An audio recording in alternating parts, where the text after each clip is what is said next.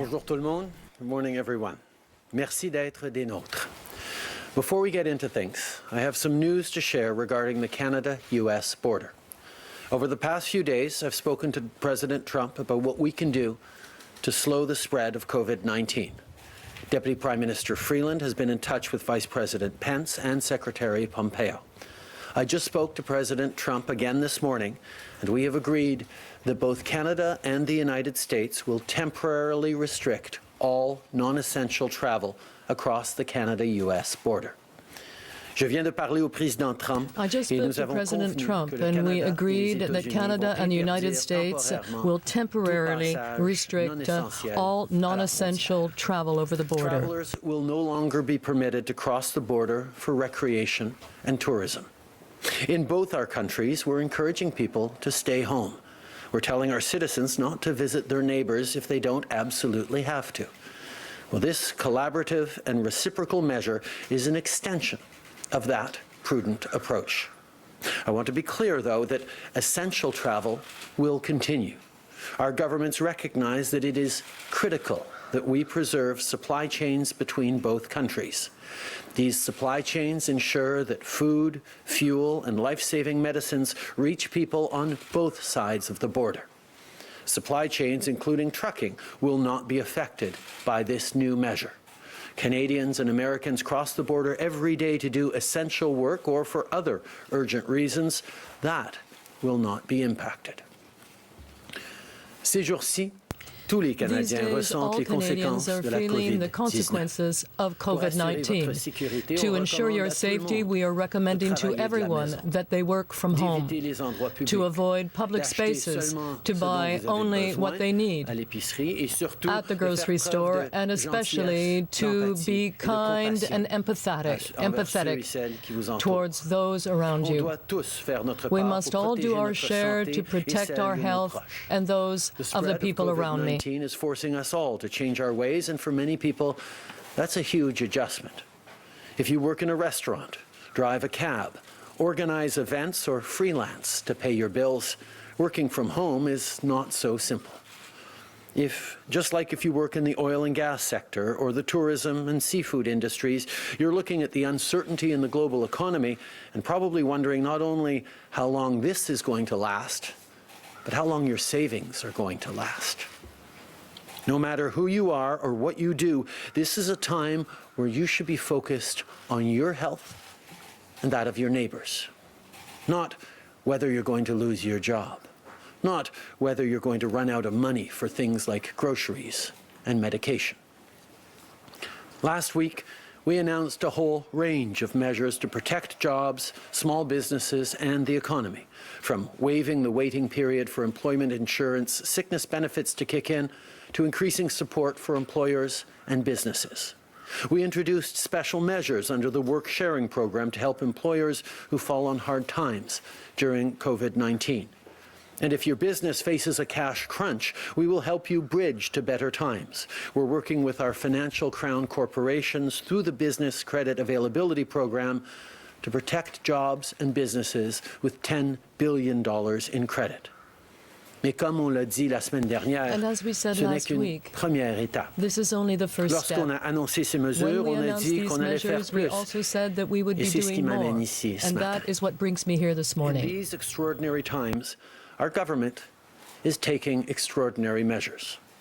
The measures we're announcing today will provide up to $27 billion in direct support to Canadian workers and businesses, plus $55 billion to meet liquidity needs of Canadian businesses and households through tax deferrals to help stabilize the economy. Combined, this $82 billion in support represents more than 3% of Canada's GDP. Let's start with people who don't qualify for employment insurance and don't have access to paid sick leave.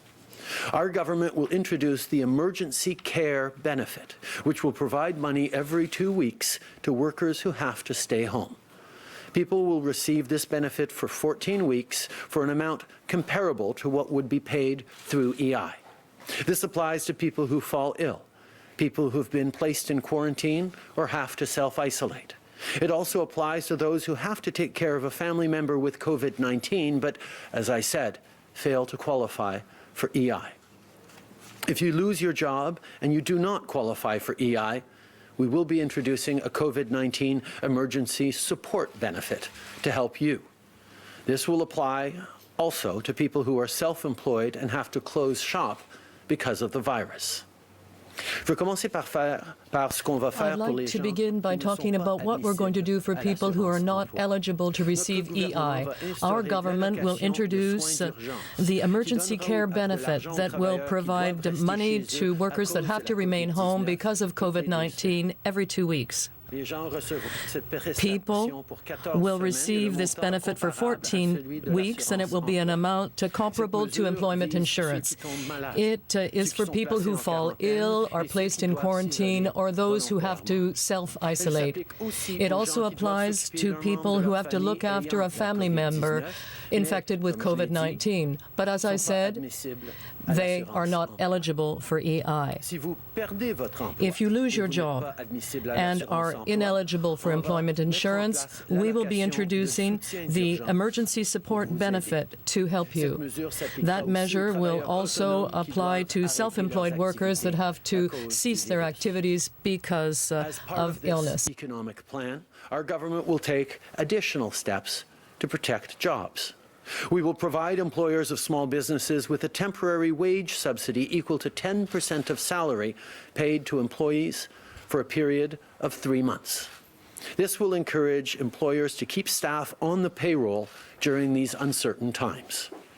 To protect jobs, our government will offer employers of small businesses a temporary wage subsidy equivalent to 10% of wages paid to their employees for a period of 3 months. This is a measure that will help employers to keep their workers on the payroll.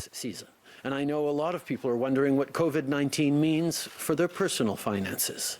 For those who filed their taxes and find out that they owe money, they will have until August 2020 to pay. If you file your tax return and you understand that you have to pay, you will have until August 2020 to pay. We are also expecting more targeted assistance in the coming months for various groups of individuals who are particularly affected by the virus or are in a vulnerable position. That brings me now to the next measure that we are announcing today, which affects parents. Families with young kids are going to find the coming months especially difficult with school closures and additional child care responsibilities. Parents already know how much the Canada Child Benefit helps with the costs of raising kids. To take some of that pressure off, our government will temporarily boost the CCB in the coming months. To help parents come through this difficult period, our government will be temporarily boosting the Canada Child Benefit within the next few months. With this plan, we're also going to do more for lower-income people. In May, our government will supplement the GST credit, a tax-free payment sent to low-income Canadians every few months to offset the consumer tax that they pay. Every adult who qualifies will receive up to $300 with $150 for every child. To help people with modest or lower incomes, the government will increase the GST credit. In May, adults who are eligible will receive up to $300 and up to $150 per child. While all Canadians are feeling the impacts of COVID-19, some groups are particularly vulnerable. For people who are still paying off their student loans, including young people and those who are starting a family, our government will put in place a 6-month interest-free moratorium on their Canada student loans. Doubling the Reaching Home program, which provides funding to communities to help them address their local needs. For anyone fleeing domestic or gender-based violence, we will boost funding for shelters that provide sanctuary when self-isolating at home is simply not an option. Needs needs in First Nations, Inuit, and Métis Nation communities, we are setting up a distinctions-based Indigenous Community Support Fund. This list is by no means exhaustive, but these are some of the things our government is doing to make sure that no matter where you live, what you do, or who you are, you will get the support you need during this time. In Canada, public health should never hinge on financial considerations. Aujourd'hui, Today, we are announcing a plan to help people. We are focusing on the most pressing needs, but as I've been saying from the start, our response will evolve as the situation also evolves. Whatever the future holds, Canadians can rely on us. Our work is to help you. It's to help you when you need it most. And that's exactly what we're doing with the measures we've announced thus far, and that is what we will continue to do. Now, I want to turn to additional measures for businesses as part of this economic plan. To help businesses navigate these uncertain economic times, Export Development Canada will provide support to Canadian companies affected by the global situation. For farmers and our primary food producers, we will boost Farm Credit Canada. And we know some sectors of our economy are more vulnerable to COVID-19 than others. That's why in the coming days, we'll be looking at ways in which we can support them all, including through instruments like the Canada account. Today's announcement follows up on the measures we've already taken to protect Canadians, to protect their health and our economy. Minister Morneau has also received from the Canadian banks a commitment to support businesses and people affected by COVID-19. I know he is in regular contact with them on this issue, as well as with business leaders and union leaders, as well as his international counterparts. Is paying close attention to the economic impacts of decisions we make across the board to slow the spread of this virus. On Monday, I announced that Canada was closing its air borders to people who are not Canadian citizens or permanent residents, with some exceptions. We also announced a range of other measures on travel. But travel restrictions will not apply to commerce or trade. We are working continuously to ensure the supply of important goods to Canada. Today, we've announced $27 billion in direct support to Canadian workers and businesses, plus $55 billion to meet liquidity needs of Canadian businesses and households to help stabilize the economy through tax deferrals. Economic measures will ensure that our economy rebounds after this. And while we are taking a significant step today to help families get through these challenging times, our government is prepared to do more. But whether we're talking about economic, travel, or health measures, collaboration and coordination remains essential. Our team is in constant communication with our colleagues in the provinces and territories, as well as Indigenous leaders and communities, to ensure that we have a coordinated, Canada-wide approach so we face this and recover from this together. We're also working with our international counterparts. Over the last number of days, I've spoken with leaders from around the world, including with fellow G7 leaders. Working together is how we'll get through this, as families, as a community, as a country.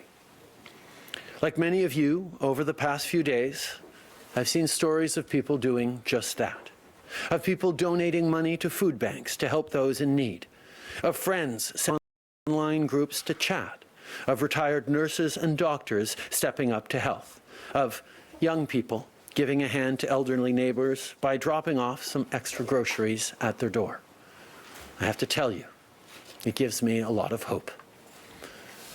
I want to close by recognizing everyone on the front lines who's doing an incredible job of keeping Canadians safe and healthy. Grocers keeping their shelves full and our families fed.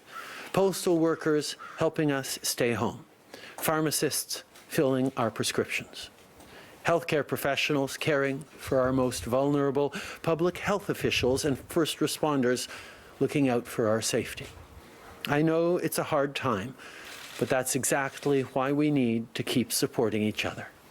Our government is here for you, and your fellow Canadians are here for you too. Merci. Thank you, everyone. Just before we get to questions, I'm supposed to model healthy behavior. I'm going to go grab my coat, and I'll be right back. Okay. Okay, that's the Prime Minister running back into his house for his coat.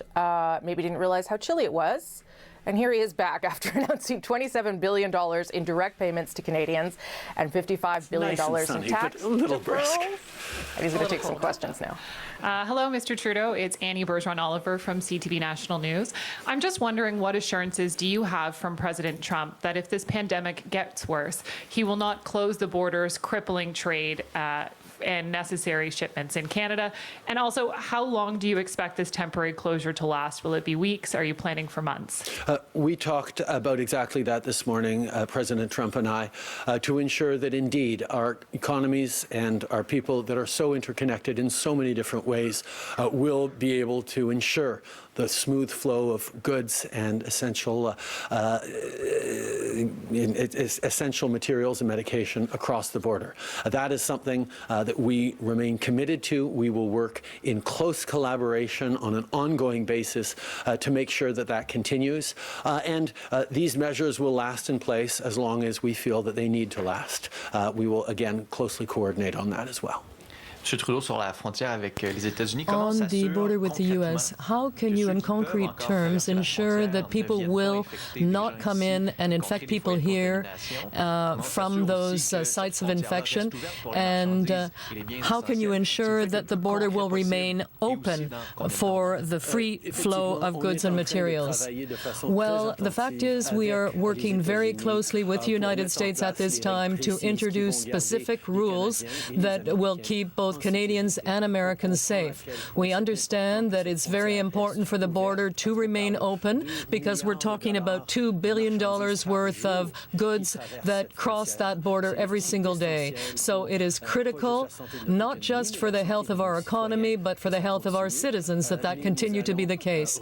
But we will be looking at this issue to ensure that those measures protect Canadians while at the same time allowing us to bring in the goods we need. Now, with respect to the duration, how long this will last, well, we will continue to do it as long as it's necessary, while at the same time coordinating the situation between our two countries. CBC News. Prime Minister, with all these economic measures being announced, is it inevitable that we're heading into a recession? I think right now we are focused on making sure that people who are not getting income or revenue because of this COVID-19 challenge have the money to be able to pay for groceries, to pay their rent, to support their families through this difficult time. We recognize that many businesses are closed, many workplaces have significant slowdowns, if not stoppages, and that is going to have an economic impact. But we also know that the fundamentals of the Canadian economy are strong.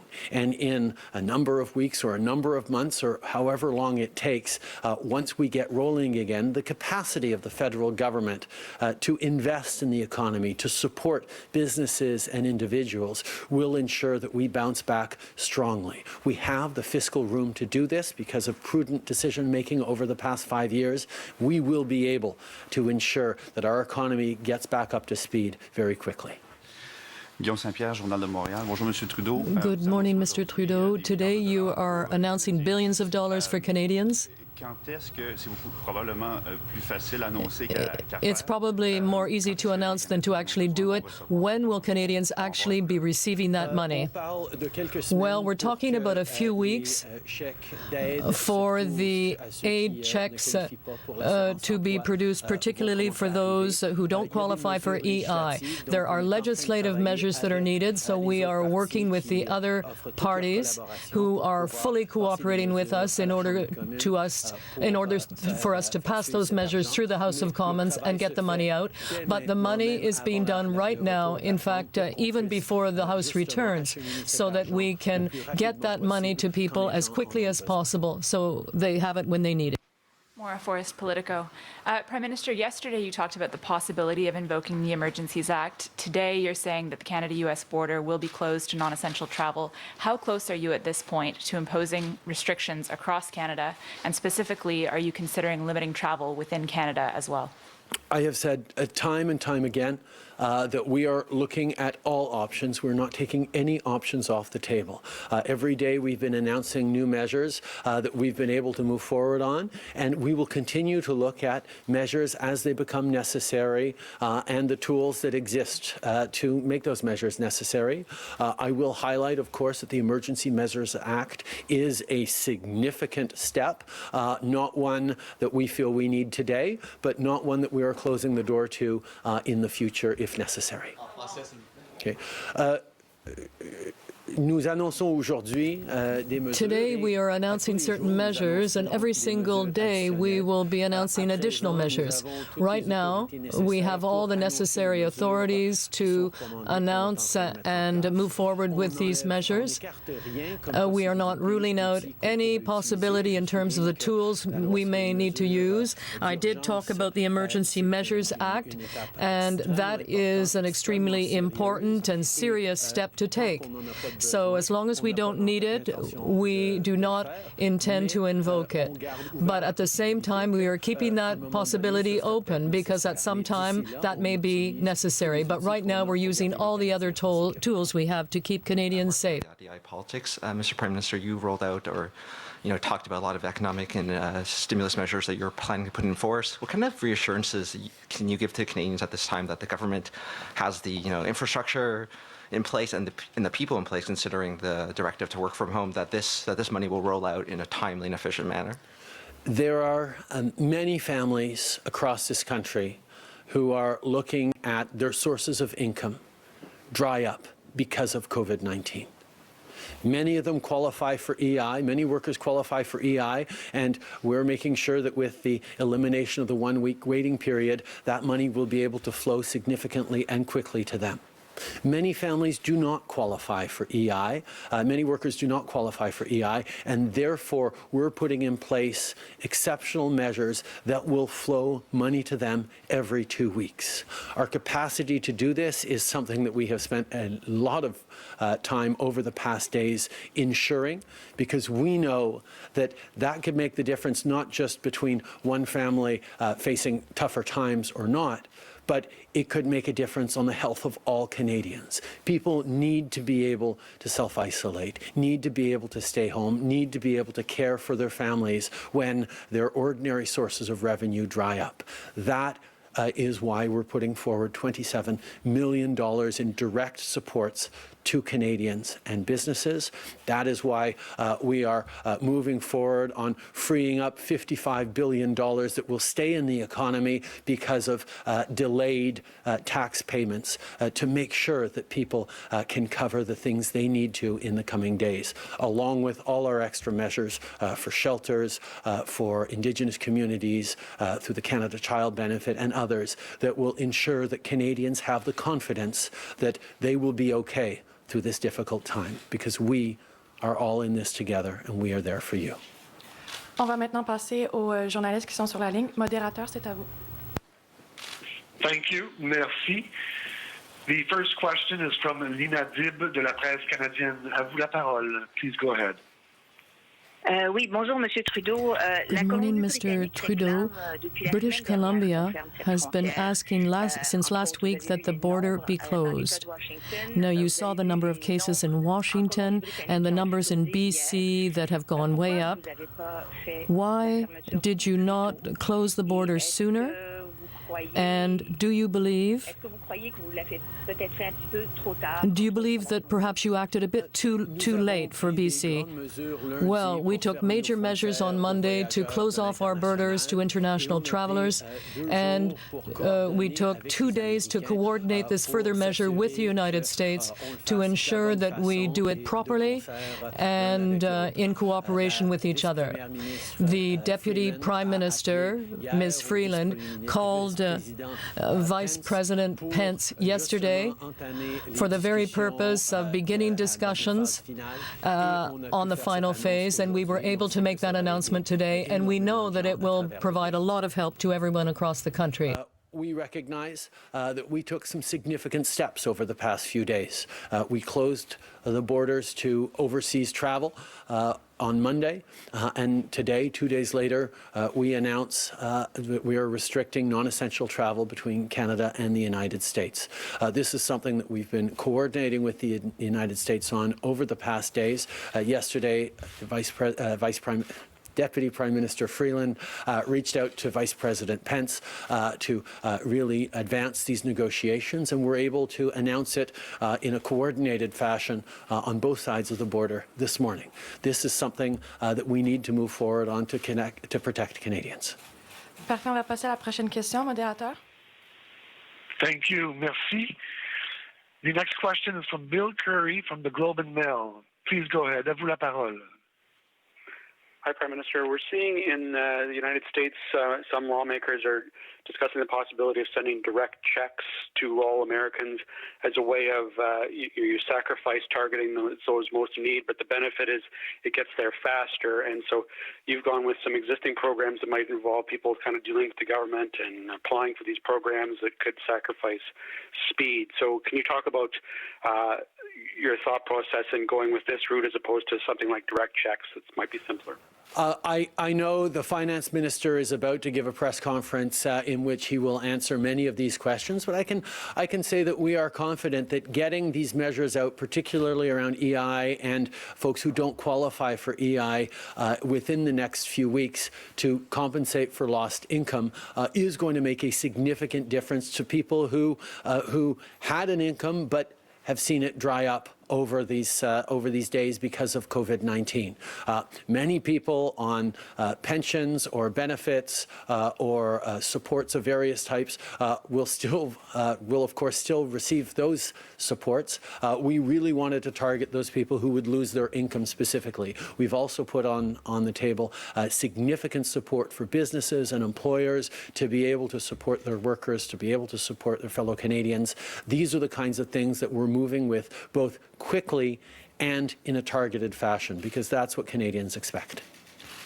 Merci beaucoup. Modérateur, on va passer à la prochaine question. Merci. Thank you. The next question is from Mélanie Marquis from La Presse. À vous la parole. Please go ahead. Good morning, Mr. Trudeau. About the border, could you tell us when the border will actually close to non-essential travel, and how will it be possible to ensure that you enforce that restriction? Will you have to bring in the army? Or on Roxham Road, there are still people crossing the border, for example. First of all, we are working with the United States so that those measures can come into effect very quickly, and we'll have more to say about that later, but it will be happening very soon. I also want to point out that we do have ways of ensuring that non-essential travelers will not be able to cross the border. The Canada Border Services Agency has adequate resources to meet that challenge, particularly since a lot of people will simply decide to stay home and won't even try to cross the border if they're told not to do so. With respect to Roxham Road, I can reassure you in saying that every measure is being taken to ensure that that border crossing is properly controlled and that people are put into quarantine for 14 days. Thank you. The next question is from Heather Schofield from the Toronto Star. Please go ahead. À vous la parole. Good morning, Prime Minister. In terms of working with the opposition and having to pass some of these steps through them, have you been in touch with the opposition leaders, and do you have their assurance that they will cooperate with you to move quickly? Our House leaders have been working together very closely, both on the House side and on the Senate side. Minister Pablo Rodriguez and Senator Mark Gold have been engaged with all party leaders, both in the House and the Senate. There is broad collaboration. There is broad openness to moving these measures quickly that will help Canadians who need it. I am confident that this is a moment in which Canadians of all parties will pull together to ensure Canadians get the help they need. Minister Rodriguez and Senator Mark Gold are cooperating at this time with their counterparts from the other parties to ensure that we can pass those measures through the House as quickly as possible. And I can tell you that there is a real desire on the part of the opposition to help Canadians, and we are confident that these can go through quickly. Now, personally, I can tell you I'm fine, the children are fine, no symptoms as of yet. Sophie is still dealing with the flu and headaches and so forth, but she is still okay, and I want to thank you from the bottom of my heart for thinking of us all. Thank you very much. Merci tout le monde. And that is the Prime Minister of Canada speaking outside of his home at Rideau Cottage to give us some significant news today, both about the temporary closure of the border, which will be now limited to essential travel, so recreation, tourism.